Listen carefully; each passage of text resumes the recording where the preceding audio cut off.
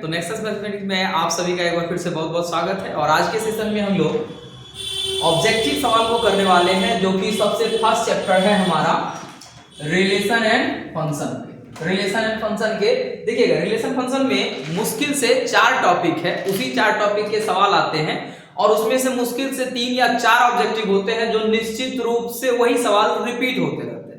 तो एक बार अगर टॉपिक समझ जाइएगा कि क्या क्या पूछा जाता है, कैसे पूछा जाता है, तो आप इजीली आप आराम से बना सकते हो। जैसे इसमें बहुत सारे सवाल हैं, ये जितने भी सवाल हैं लगभग सारे सवाल जो है क्वेश्चन बैंक में पूछे हुए सवाल है, जो पिछले कई साल से पूछे जा रहे हैं, वही सब सवाल है। जैसे ये पहला सवाल जो है वो 2020 में पूछा गया सवाल है और आपको समझना है कि सवाल है क्या। देखिएगा, ये जो है ये सवाल आपको एक सवाल निश्चित रूप से आता है जिसको हम लोग फॉग और गॉफ वाला बोलते हैं।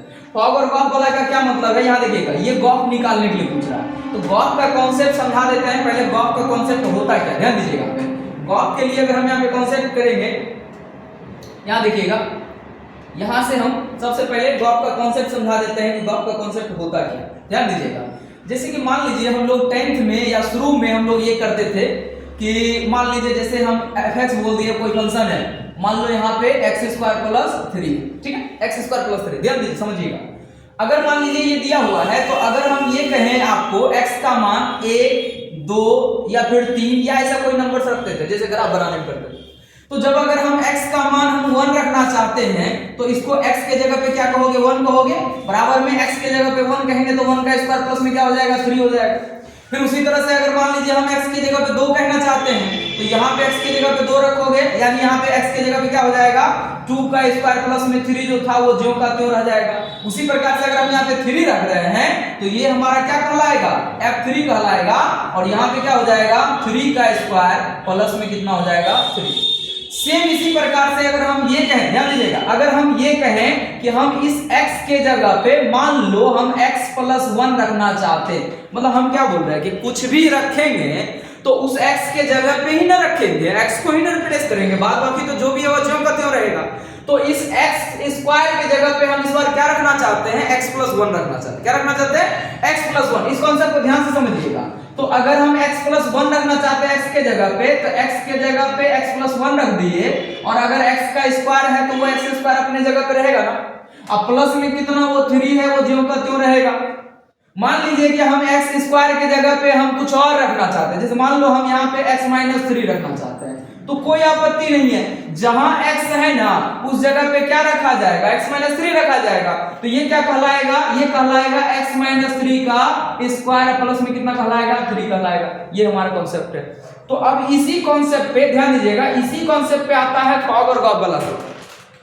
अब फॉग और गॉफ वाला सवाल होता क्या है, ध्यान दीजिएगा, अगर मान लीजिए कि हम एक फंक्शन मान लेते हैं कि यहाँ पे x प्लस में मान लो 3 है, पहला फंक्शन हुआ। दूसरा फंक्शन मान लेते हैं कि यहाँ पे इस फंक्शन को, दूसरा फंक्शन हम यहाँ पे जीएस कर लेते हैं, ठीक है, ये हमारा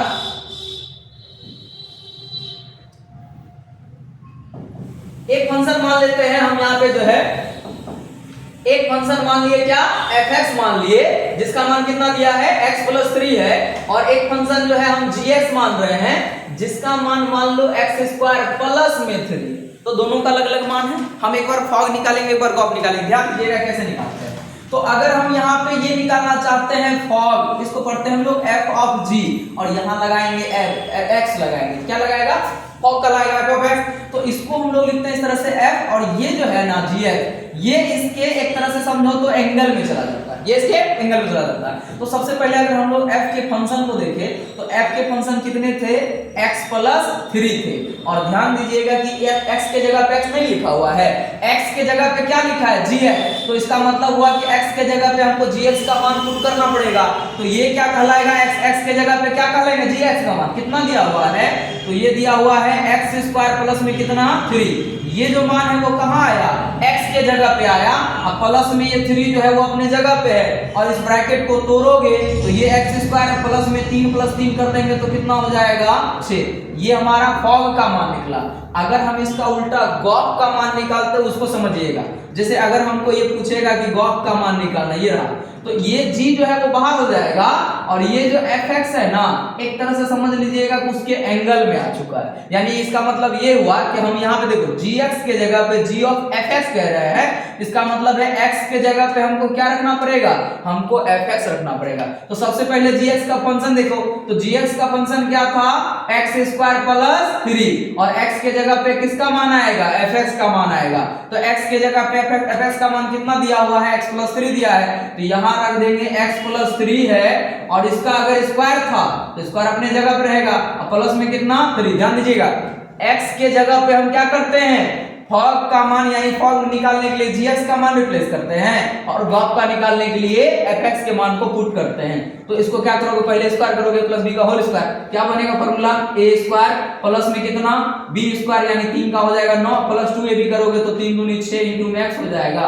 अब प्लस में 3 सबको ऐड करके निकाल दीजिएगा, x स्क्वायर हो जाएगा प्लस में यहाँ पे 6x हो जाएगा प्लस 9 प्लस 3 को 12 जोड़ दोगे तो 12 हो जाएगा। ये हमारा फाइनल आंसर है। तो इसी हिसाब से यहाँ पे ध्यान दीजिएगा, इसी हिसाब से अगर हम बात करेंगे यहाँ पे फर्स्ट सवाल का, हमारे चैप्टर का पहला सवाल, ऑब्जेक्टिव का पहला सवाल का बात करेंगे तो यहाँ पे देखिए ये सवाल दिया हुआ है, फंक्शन दिया हुआ है fx, दूसरा gx दिया हुआ है, हमको क्या निकालना है, गॉफ का मान। तो गॉफ का मान निकालने के लिए क्या बोले कि fx का मान पहले रखिएगा। ध्यान दीजिएगा fx का मान अगर रखेंगे तो क्या दिया हुआ है, x स्क्वायर माइनस 1 दिया है और gx क्या करना है, गॉफ निकालने के लिए क्या बोले थे कि gx का मान ऐसे देखिएगा, ये ऐसा कहलाएगा, gx यहां चला आएगा, ठीक है, ये सॉरी इसमें है, यहां देखिएगा अगर हम इसको कर रहे हैं तो यहां से हमको निकालना है क्या चीज, फॉर गॉफ का नाम, गॉफ का मान निकालना। ध्यान दीजिए ये हमारा गॉफ fx है, तो इसमें क्या बोले थे कि यहां से ये g बाहर हो जाएगा और fx क्या आ जाएगा उसके एंगल के रूप में। तो gx का वैल्यू कितना है, हमारा gx का वैल्यू दिया हुआ है यहाँ पे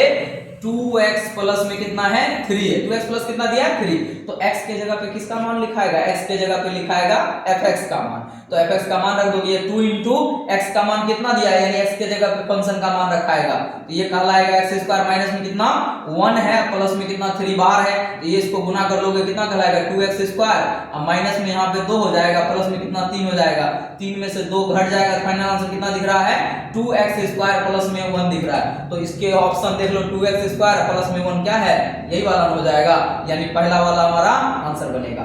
फिर उसी प्रकार से ध्यान दीजिएगा दूसरा सवाल बात करें, दूसरा सवाल में ये स्टार वाला सवाल, स्टार वाला सवाल 100% श्योर आपको बोर्ड में पूछेगा ही पूछेगा और बहुत ही आसान एकदम बच्चा वाला सवाल है। स्टार वाला सवाल को समझिएगा, आपको क्या करेगा a स्टार b करके कोई फॉर्मूला दे देगा और दूसरा क्या करेगा एक कोई कांस्टेंट नंबर को लेकर के आपको एक सवाल दे दिया जाएगा। तो आपको क्या करना है कि यहाँ पे अगर 4 स्टार 5 है तो ये 4 हो गया a का मान, अब 5 जो हो गया वो b का मान, बस क्या करना है आपको इस पे जगह पे पुट कर देना है। जैसे मान लो यहाँ पे अगर a का मान रखेंगे 4 तो यहाँ रखेगा 4 तिया 12 हो जाएगा, b का मान 5 रखने वाले हैं तो 5 चौके 20, 12 प्लस 20 कर दिए तो 32 हो गया।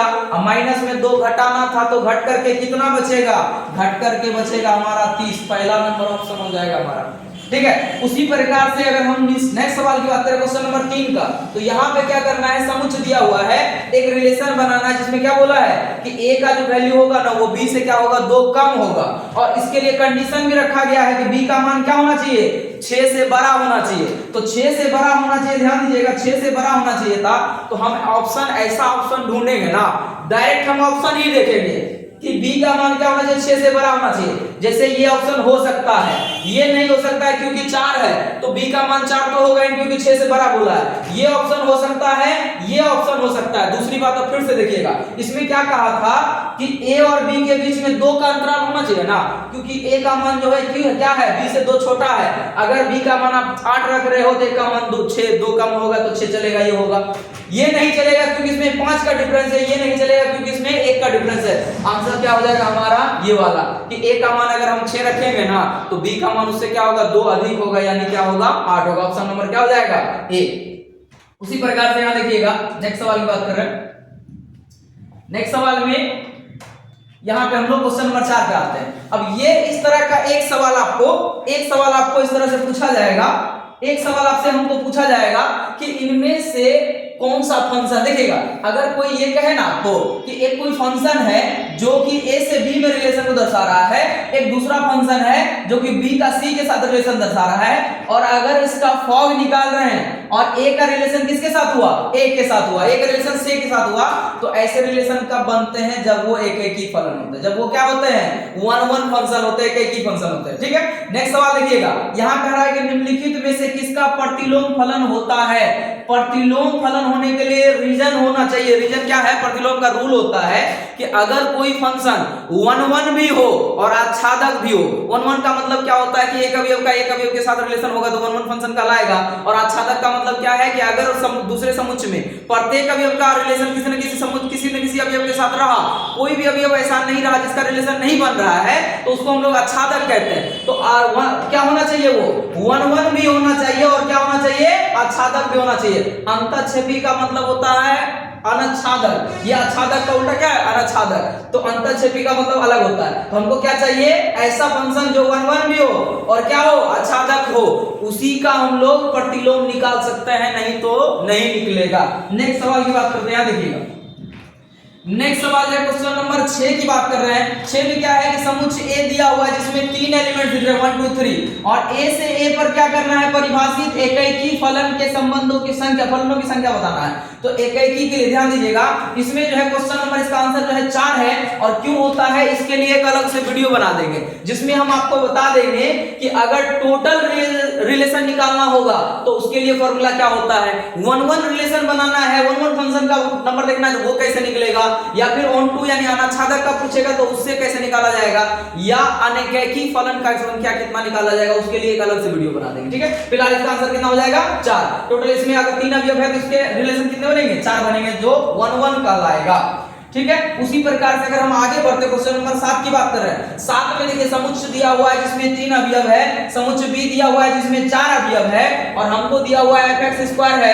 तो फंक्शन a टू b कैसा फंक्शन कहलाएगा, हमको क्या करना है, देखिएगा ये जो मान होता है ना, एक बार थोड़ा सा इसको निकाल लेते हैं। देखिएगा 1 2 3 है यहाँ पे, और 2 5 और 10 और 17 है। तो हम ये जो है ना फंक्शन, फर्स्ट वाले फंक्शन ध्यान दीजिएगा, फर्स्ट वाले फंक्शन के वैल्यू को हम लोग x बोलते हैं, सेकंड वाले फंक्शन के वैल्यू को हम लोग y बोलते हैं, तब न जाकर के a का रिलेशन b के साथ बनेगा। और रिलेशन कैसा होगा, ये जो कंडीशन, ये कंडीशन है, fx को ही हम लोग क्या कहते हैं, y कहते हैं, और y के लिए इक्वेशन क्या दिया हुआ है, x² + 1, यानी अगर हम x का मान 1 रखते हैं तो 1 का स्क्वायर प्लस 1 कितना हो जाएगा, 2, यानी 1 का रिलेशन किसके साथ हो रहा है, 1 का रिलेशन हो रहा है 2 के साथ। फिर वापस से जब 2 रखेंगे तो 2 का स्क्वायर हो जाएगा 4, 4 + 1 करोगे तो कितना हो जाएगा, 5 हो जाएगा। तो 2 1 का रिलेशन किसके साथ, 2 के साथ, 2 का रिलेशन किसके साथ, 5 के साथ। अगर 3 रखेंगे तो 3 का स्क्वायर 9 होगा, और 9 प्लस हो जाएगा 1 तो 10, यानी 3 का रिलेशन किसके साथ, 10 के साथ। अब देखो ये 17 जो है वो किसी के साथ रिलेशन में नहीं है,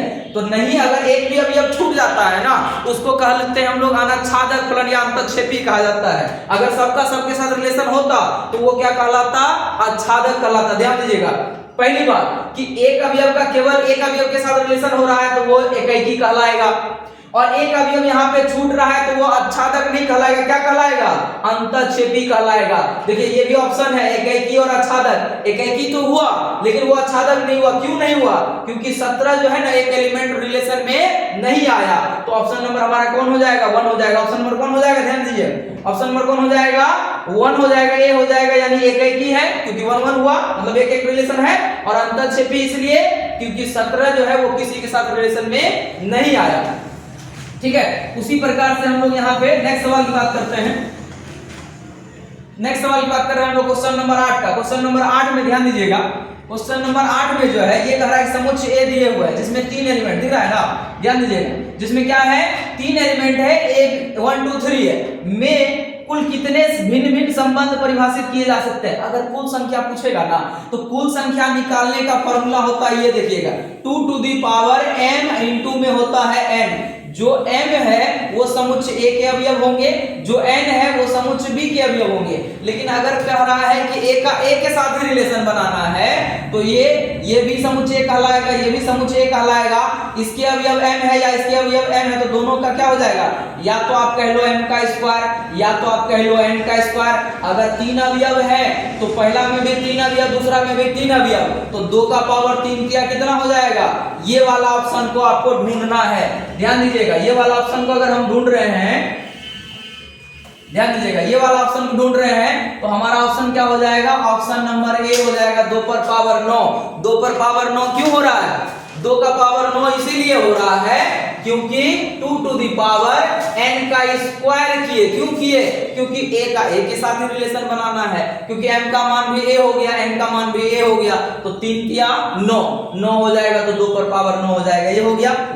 नेक्स्ट सवाल देखिए, क्वेश्चन नंबर 9 कर रहा है, किसी समतल पर, समतल की सभी सरल रेखाएं समुच्च ये r है, ठीक है, और लंब है, लंब होने का संबंध है, तो ये कौन सा संबंध कहलाएगा। ध्यान दीजिएगा, 3 तरह के रिलेशन होते हैं। सबसे पहला स्वतुल्य रिलेशन, स्वयं का स्वयं के साथ संबंध। दूसरा होता है सममित, जिसमें अपोजिट रिलेशन ढूंढते हैं। और तीसरा होता है संक्रामक, जिसमें क्या ढूंढते हैं कि ए का रिलेशन अगर बी के साथ है, बी का रिलेशन किसी तीसरे के साथ है, तो बी और सी का रिलेशन हो गया, तो ऐसे कंडीशन में सी का रिलेशन होना चाहिए, तभी वो संक्रामक कहलाएगा, अन्यथा नहीं कहलाएगा। तो ढूंढते हैं, जैसे मान लीजिए अगर हम कोई रिलेशन ये बता रहे हैं जो कि समतल पर रेखाएं हैं और समतल पर ये कौन सी रेखा, लंब होने का संबंध है, लंब होने का संबंध है, तो लंब होने का संबंध है, तो इसमें से कौन सा रिलेशन होगा। एक बात समझिएगा, कोई भी रेखा स्वयं का स्वयं के ऊपर लंब नहीं हो सकता। अगर किसी रेखा की बात कर रहे हैं, मान लो ना ये रेखा है, स्वयं से स्वयं का रिलेशन इस पे लंब हो सकता है क्या, नहीं हो सकता है। अगर नहीं होगा तो स्वतुल्य तो हुआ ही नहीं, पहला कंडीशन यहीं पे फेल हो गया। दूसरी बात, अगर मान लीजिए 2 रेखाएं हैं, ये रेखा और ये रेखा, ये रेखा इस पर लंब है तो ये रेखा इस पर लंब है, इसको ए बोल सकते हैं, इसको बी बोल सकते हैं। अपोजिट इसमें सही है, अपोजिट इसमें सही है। क्यों सही है, क्योंकि दोनों एक दूसरे पर क्या होगा, लंबवत होगा। अगर दोनों एक दूसरे के ऊपर लंबवत होगा तो ये सममित हो सकता है। अब बात करेंगे संक्रामक के लिए, मान लीजिए 3 संबंध, यहाँ पे 3 समुच्च बना रही है, 3 रेखा, ये रेखा बना दी, ये रेखा को नाम दिए हम ए, इस रेखा का नाम दिए हम बी और इस रेखा का नाम दिए हम सी। ध्यान दीजिएगा कि अगर ए रेखा जो है वो बी पर लंब है, बी जो रेखा है वो ए पर लंब है और बी जो है वो सी पर भी लंब है, इसका मतलब क्या हुआ कि ए का रिलेशन बी के साथ हुआ लंबवत के कंडीशन से, और बी का रिलेशन सी के साथ हुआ क्योंकि बी और सी भी आपस में लंबवत है। लेकिन ए अवयव, ए जो रेखा है ए, क्या सी के साथ लंबवत हो सकता है, नहीं हो सकता। क्यों नहीं हो सकता है, क्यों नहीं हो सकता है, क्योंकि ये दोनों एक दूसरे के क्या हो गए, समांतर हो गया ना, क्या हो गया, समांतर हो गया।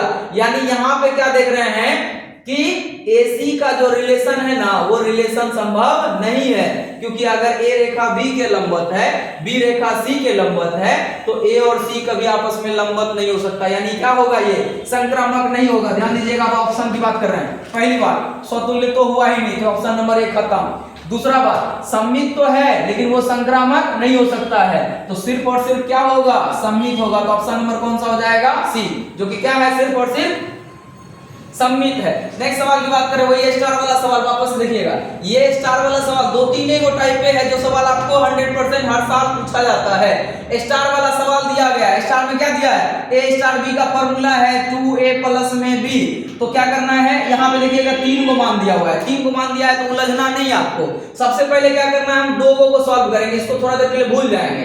तो ये जो 2 है वो किसका मान कहलाएगा, ए का मान, ये जो 3 है वो किसका मान कहलाएगा, बी का मान। तो अगर यहाँ पे 2 रखा जाए तो 2 दूनी हो जाएगा 4, बी की जगह पे 3 रखेंगे तो 4 प्लस 3 कर देंगे तो कितना हो जाएगा, 7। अब बगल वाला मान के बाद को करो इसको, ये बगल में कितना था, 4। अब जो रिजल्ट आएगा ना, जो इसका रिजल्ट आएगा, ये रखने के बाद जो रिजल्ट आएगा वो हमारा क्या कहलाएगा, ए बी कहलाएगा। दैट मींस क्या हुआ कि अब 7 जो है हमारे लिए ए का काम करेगा और ये जो 4 है वो हमारे लिए बी का काम करेगा। तो वापस से फिर से इसमें मान रखोगे तो ए के जगह पे रख रहे हैं 7, तो 7 दूनी 14 हो गया, प्लस में 4 हो जाएगा बी का मान, तो 7 दूनी 14 प्लस 4 करेंगे तो 18। ऑप्शन नंबर कौन हो जाएगा, ए, पहला नंबर आंसर हो जाएगा 18। ठीक है, फिर उसी तरह से नेक्स्ट सवाल की बात कर रहे हैं, देखिएगा क्वेश्चन नंबर 10 के बाद 11 नंबर सवाल क्या कह रहा है हमको कि सवाल कहा कि यदि ए दिया हुआ है, कितना है, 5 और 6, 2 अवयव इसमें है, इस समुच्चय पर कितनी द्विचर संक्रियाएं परिभाषित हो सकती है।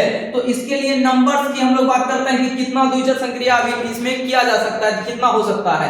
तो अगर इसमें 2 अवयव है ना, तो इसके लिए शॉर्ट ट्रिक होता है। तो इसमें यहाँ पे ध्यान दीजिएगा, इसके लिए क्या हो जाएगा कि कितने द्विचर संक्रिया हो जाएगा, तो इसका हो जाएगा 8 नंबर, ये पहला ऑप्शन हो जाएगा 8 को यहाँ पे द्विचर संक्रिया हो सकती है। अब द्विचर संक्रिया की बात आई है तो ध्यान से समझ लो द्विचर संक्रिया होता क्या है। द्विचर संक्रिया क्या करते हैं हम लोग, किसी भी चीज के ऊपर जोड़ना, घटाना, गुना करना और भाग करना चेक करते हैं। यही चारों कंडीशन है।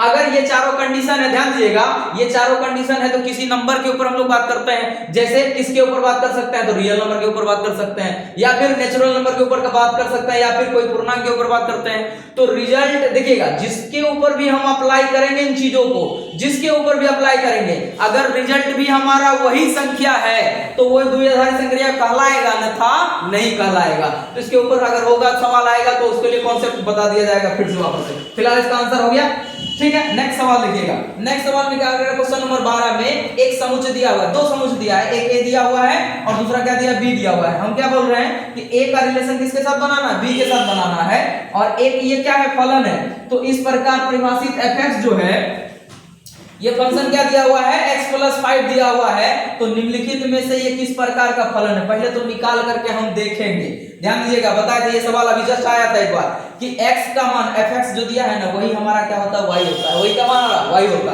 तो y का मान क्या दे दिया, x + 5 करके। अगर x का मान आप 1 रखते हो तो 1 + 5 करोगे तो क्या हो जाएगा, 6 हो जाएगा। 6 होगा का मतलब 1 का रिलेशन किसके साथ बना, 6 के साथ। अगर हम यहाँ पे x का मान 2 रखते हैं तो 2 + 5 करोगे तो 2 का रिलेशन किसके साथ बनेगा, 5 2 7 हो जाएगा। x का मान अगर हम 3 रखते हैं तो कितना हो जाएगा, 5 3 8, यानी ये रिलेशन होगा। तो इसको ऐसे दिखाया जाता है, ध्यान दीजिएगा, ये ऐसा रिलेशन, इसको हम दिखा देते हैं यहाँ पे, ध्यान दीजिएगा, इसको हम यहाँ दिखा दे रहे हैं, ये कैसा रिलेशन बनेगा, ये देखिएगा।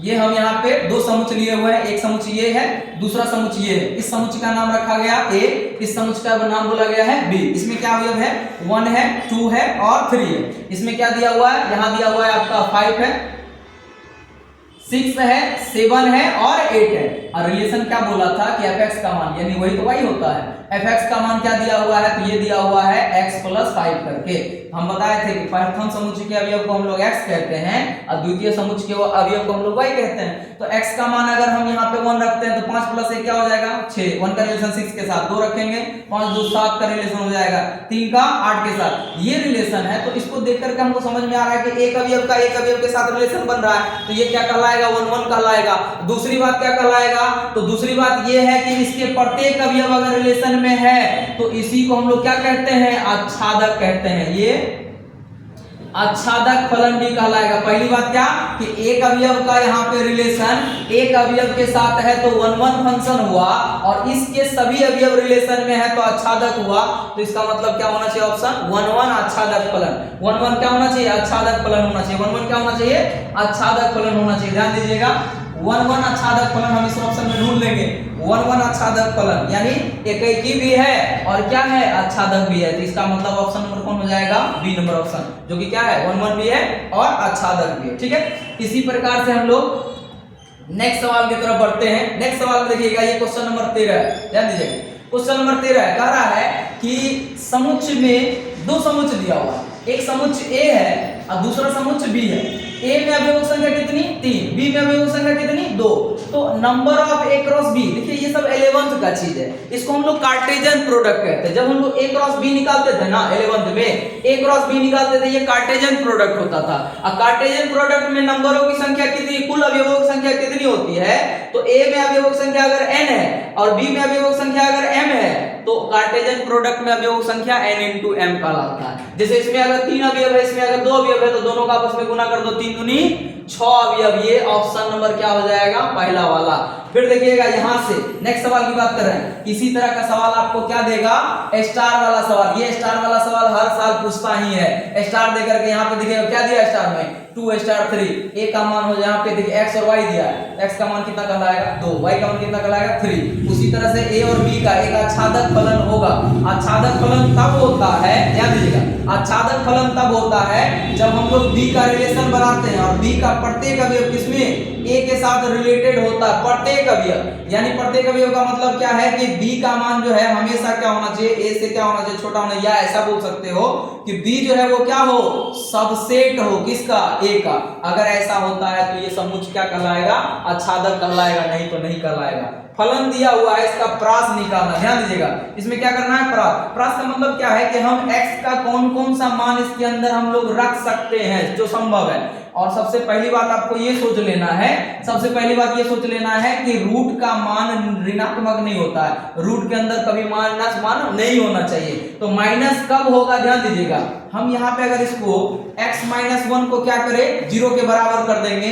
दूसरी बात 3 माइनस 1x को भी हम क्या करेंगे 0 के बराबर करेंगे। तो यहाँ से x का मान कितना निकलेगा +1, यहाँ से x का मान कितना निकलेगा +3। इसका मतलब क्या हुआ कि आप 1 से इसका मान जो है ना 1 से छोटा नहीं रख सकते। इसका हद से मान 0 हो सकता है, लेकिन 1 से छोटा जैसे ही रखो ये ऋणात्मक हो जाएगा, और 1 से छोटा रखने के बाद ऋणात्मक हो जाएगा, तो इसका टोटल मान ऋणात्मक और रूट के अंदर क्या हो जाता है अपरिभाषित, यानी 1 से छोटा नहीं रख सकते हैं। तो 1 तक तो हम रख सकते हैं ना, ये बड़ी ब्रैकेट के साथ 1 हो गया, यानी 1 से हमेशा क्या होगा बड़ा रखेंगे। दूसरी बात अगर ये 3 है तो 3 से इसका मान क्या होना चाहिए, 3 से इसका मान जो है बड़ा नहीं होना चाहिए, क्योंकि 3 से बड़ा अगर मान लो 4 रखोगे तो घट करके कितना आ जाएगा -1, इसका मान ऋणात्मक हो जाएगा तो वो अपरिभाषित कहलाएगा। इसका मतलब क्या हुआ कि 3 से बड़ा भी आप नहीं रख सकते। तो आंसर क्या हो जाएगा कि 1 और 3 के बीच में आपको जो मन करे ना वो रख लीजिए। तो ऑप्शन नंबर क्या हो जाएगा पहला वाला सही है, ठीक है।